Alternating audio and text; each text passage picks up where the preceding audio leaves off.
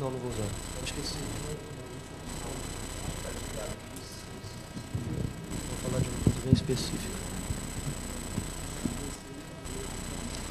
Bom, gente, meu nome é Eduardo Barros, eu estou aqui representando o Museu da Pessoa de São Paulo. Vou tentar ser o mais conciso, objetivo e claro possível. Eu sou responsável pela área de audiovisual do museu, então toda a produção relacionada ao audiovisual, de certa forma, passa por mim. Eu não trabalho diretamente e especificamente com o Pontão Museu da Pessoa, que é o Brasil Memória em Rede. A coordenadora do Brasil Memória em Rede, o Pontão, que é a Ana Nassar, ela não pôde vir. E como a discussão aqui seria centrada mais especificamente como no potencial de geração de conteúdo para um programa de TV, a gente achou que seria interessante lá no museu a minha presença aqui por essa minha relação com a área audiovisual do museu. O Museu da Pessoa é uma instituição já com 16 anos de atividade. Eu vou fazer uma apresentação bem sucinta dele. A gente trabalha com história de vida. A preocupação do museu é preservar histórias de pessoas, seja ela qual for. A gente acredita que dando voz, preservando a história de qualquer pessoa, dando voz para que qualquer pessoa conte a sua história, a gente está contribuindo para a construção de uma história mais democrática, de pontos de vista mais plurais em relação à realidade. A gente está estimulando a compreensão do outro. Você parar para ouvir o outro é importante. A gente está ajudando a preservar culturas, hábitos. Enfim, essa é a razão de ser do Museu da Pessoa. Com essa ferramenta em mãos, que é a coleta de histórias de vidas por meio de uma metodologia de história oral, a gente tem uma série de atividades, a gente dá uma série de aplicações para essa metodologia, para essa ferramenta, para essa célula da nossa atividade. Então, o museu ele tem atividades ligadas a escolas, com formação de estudantes. A gente tem atividades de projetos institucionais, de empresas que queiram fazer projetos de memória. A gente é um acervo, a gente armazena todas essas histórias no formato de um acervo. A gente é um portal de conteúdo também, a gente disponibiliza isso pela internet no www.museudapessoa.net. E a gente tem um projeto específico dentro das atividades do Museu da Pessoa, que é o projeto que é o Pontão do Museu da Pessoa, que é o Brasil Memórias em Rede. Então, o Pontão ele é especificamente ligado a esse projeto, que é o que a gente chama de BMR. O Brasil Memória em Rede é um projeto do Museu da Pessoa que vem sendo desenvolvido desde 2004 e que esse ano foi incorporado ao universo dos pontões. O Brasil Memórias em Rede, ele prevê a criação de uma rede de instituições espalhadas pelo Brasil, instituições que trabalham com memória, da forma que for. Então, qualquer instituição que tenha alguma relação com memória, seja na preservação de uma cultura, de um povo, seja no armazenamento de histórias, enfim. Uma instituição que trabalhe com memória é uma instituição potencialmente participante da rede do Brasil Memória em Rede.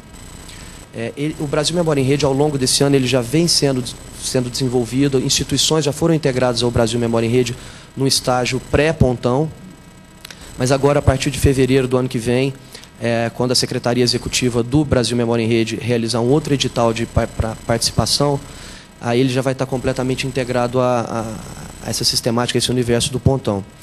E como funciona o Brasil Memória em Rede?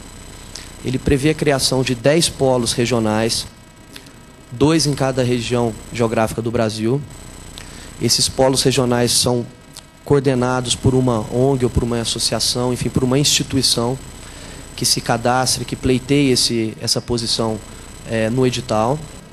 De preferência, o Brasil Memória em Rede quer que essas instituições sejam pontos de cultura, mas não necessariamente, mas seria interessante que fosse.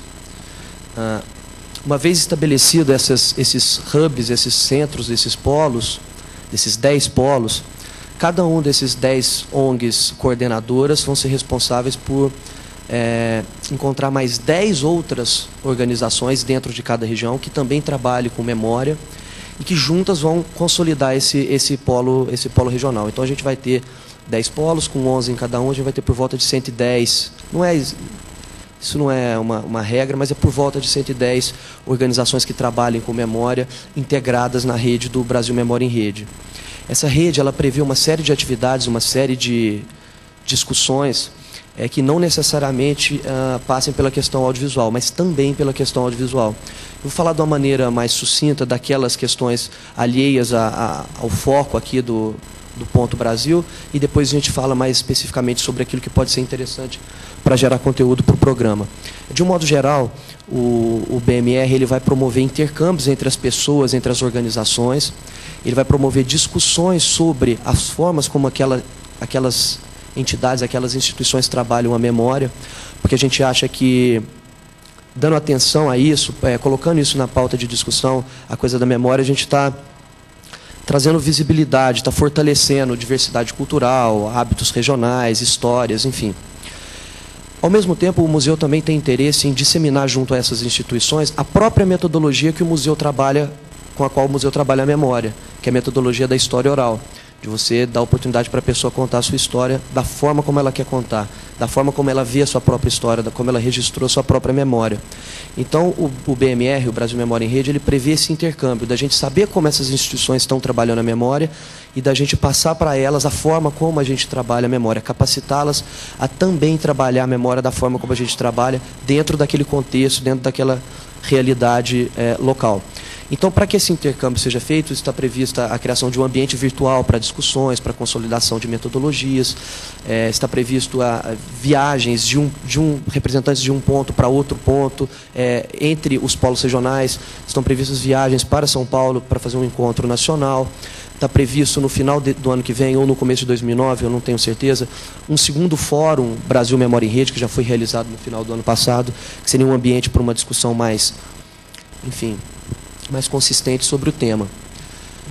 Mas aqui eu queria esmiuçar mais as possibilidades audiovisuais desse projeto, do Pontão Brasil Memórias em Rede.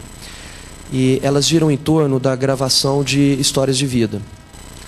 Cada instituição integrante do BMR vai ser capacitada, uma pessoa de cada uma dessas instituições, não só os coordenadores de polo, mas todas as 100 e poucas instituições, vai ter um representante capacitado a produzir, a registrar histórias da forma como o museu registra, segundo a metodologia do museu.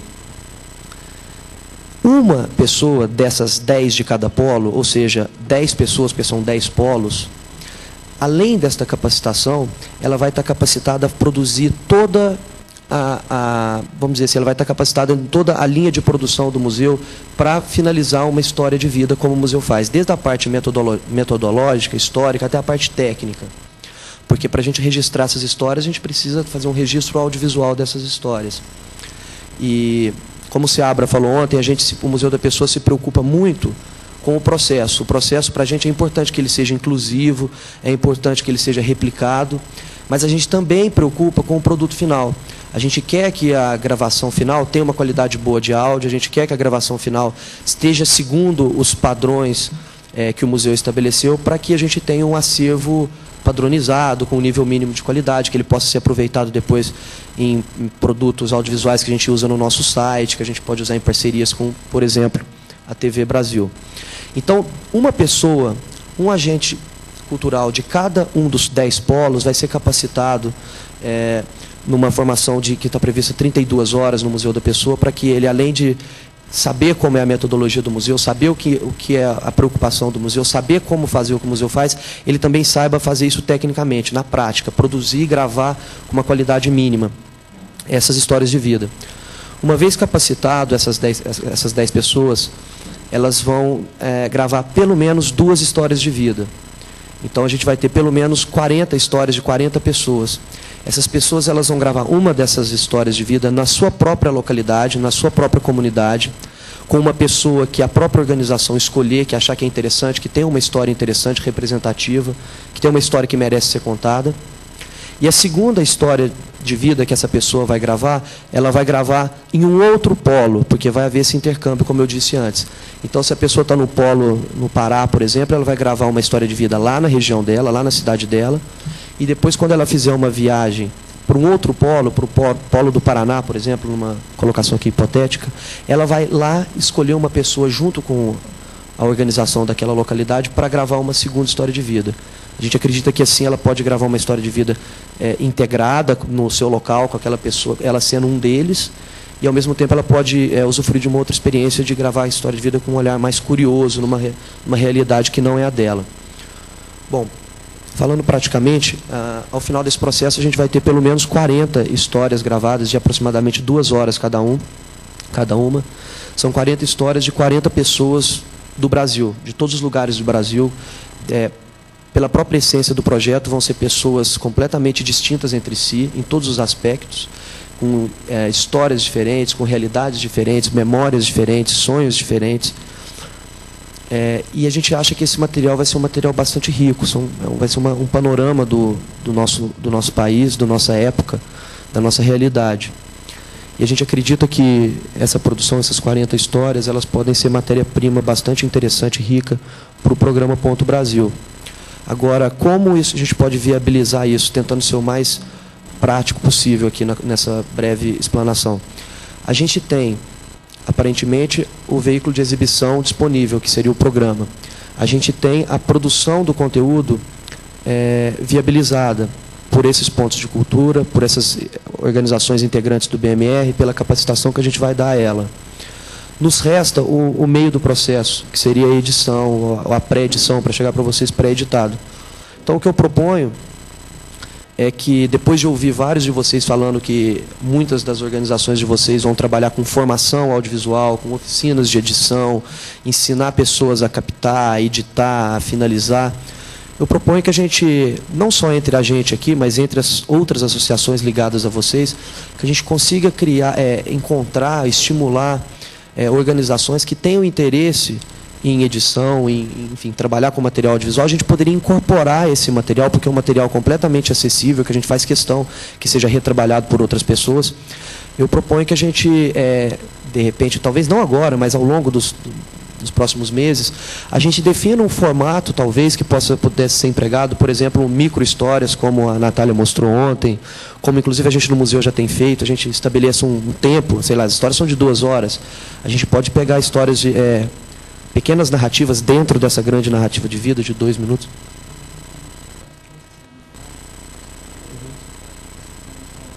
Podemos fazer isso.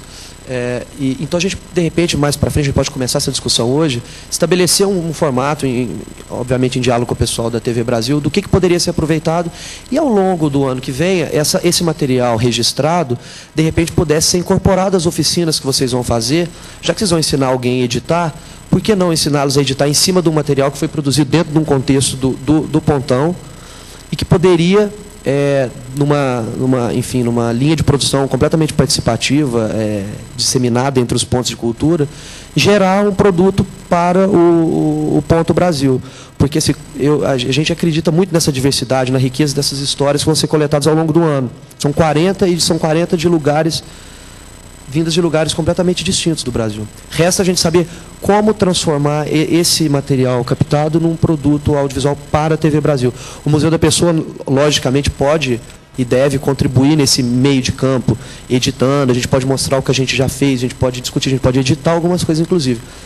Mas eu devo reconhecer que a gente, como não está previsto no Pontão, e como a gente tem uma série de outras atividades que estão não necessariamente ligados ao Pontão de Cultura, a gente não tem perna para pegar toda essa produção audiovisual e editar 40 programas. Quer dizer, não precisa necessariamente ser 40.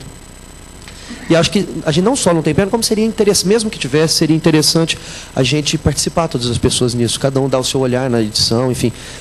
Acho que seria importante a gente criar um formato, um padrão, para que tenha uma certa unidade dentro da programação do Ponto Brasil. Mas, a partir daí, cada um poder dar a sua contribuição. Enfim, é isso que o Museu da Pessoa pode contribuir.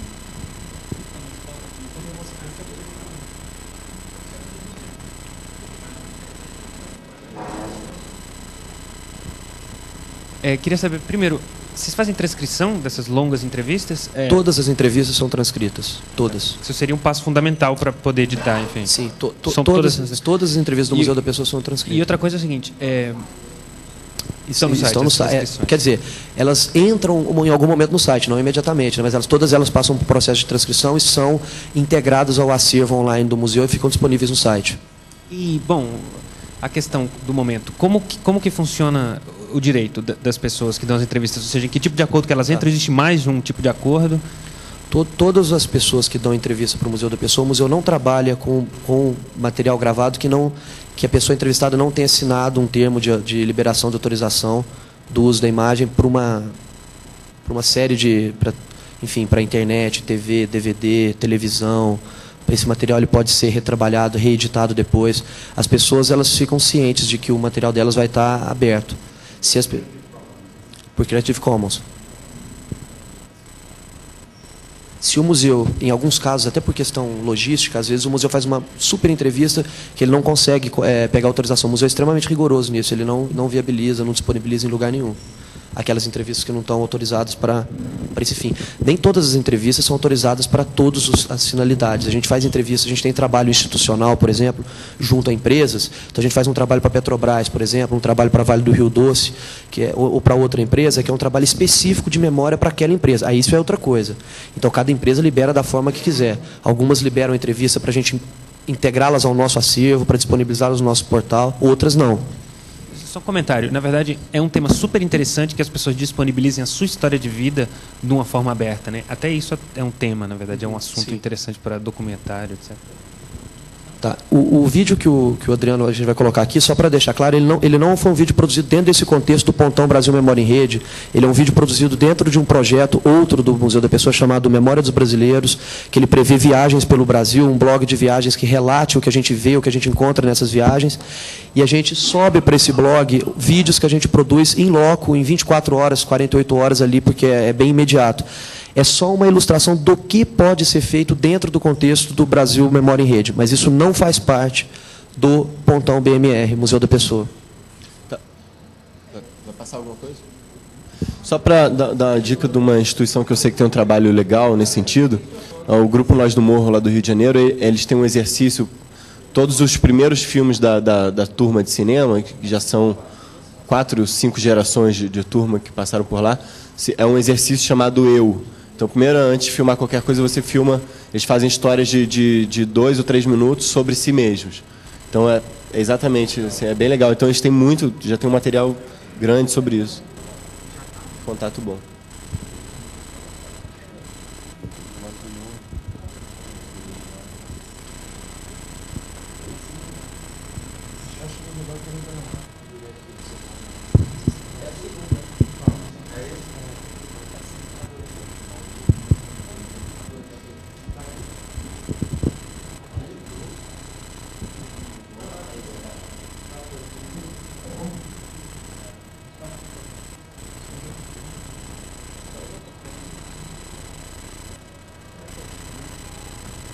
Deixa eu só...